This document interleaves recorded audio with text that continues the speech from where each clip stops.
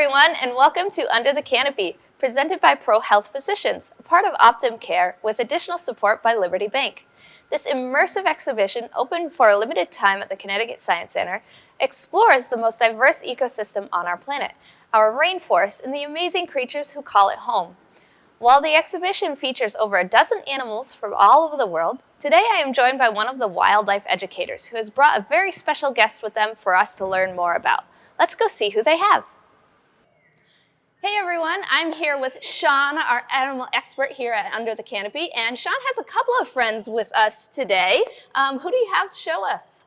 Yes, hello. So this is Blossom. This is our curly-haired tarantula.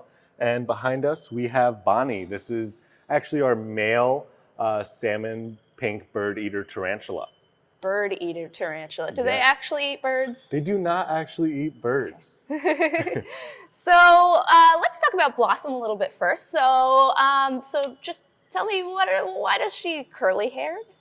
That's a really great question. So their hair is actually one of their greatest defense mechanisms.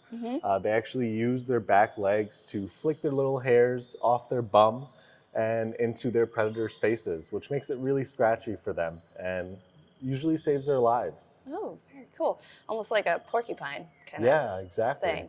So how big does this kind of spider get versus the bird-eater spider? Yeah, so this is pretty much a fully grown curly-haired tarantula. These guys do start out pretty small, but this is about as big as they'll get. And our bird-eater tarantula is one of the largest tarantulas in the world.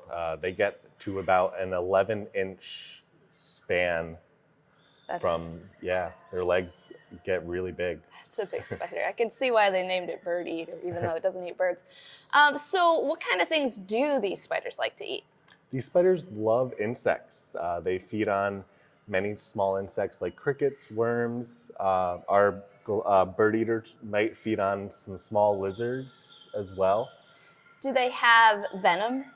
They do. All tarantulas are venomous, but a lot of them only release enough venom to kill small insects. So we don't really have to worry too much about that as humans. Oh, that's good. I've always been afraid of tarantulas, but I guess not. So do these spiders, I know a lot of spiders that we have around here make beautiful webs and designs to catch their food. Do these guys make webs? So they don't make them to collect their food. They only make them to create little burrows where they can climb out of.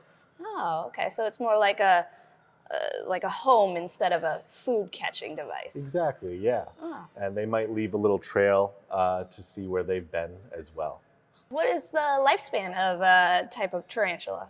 So that's a really good question. The males actually live for quite a bit less than the females. The males only live for about 2 to 3 years, and their job is to mate and to move on. And the females do live for about 20 years in human care. Wow, 20 years, that's crazy. So you're not afraid of getting these hairs in your skin when holding her? Because you said they can be very itchy. Yeah, exactly. So I'm not really too afraid. They have to be pretty stressed out. There has to be a predator around and something that will cause them danger and harm. But these guys don't really like to waste their energy too much on flicking their hairs either. What kind of environment do they like to live in? Do they live in the trees, on the ground? Yeah, these guys do live on the ground. They actually love to make little hides everywhere. Okay. And they will make little webs as well right in front of their hides. So yeah, these guys do live on the ground. They are from the rainforest. These curly-haired tarantulas are from Costa Rica and Nicaragua as well. And the bird-eater spider, where she's from? Yes, she is only found in Brazil. Brazil. Oh, very cool. These spiders are from the rainforest, right? In Brazil and Costa Rica. Are they endangered, or is their habitat in danger? Their habitat is definitely endangered. So rainforests, as we know, are very endangered.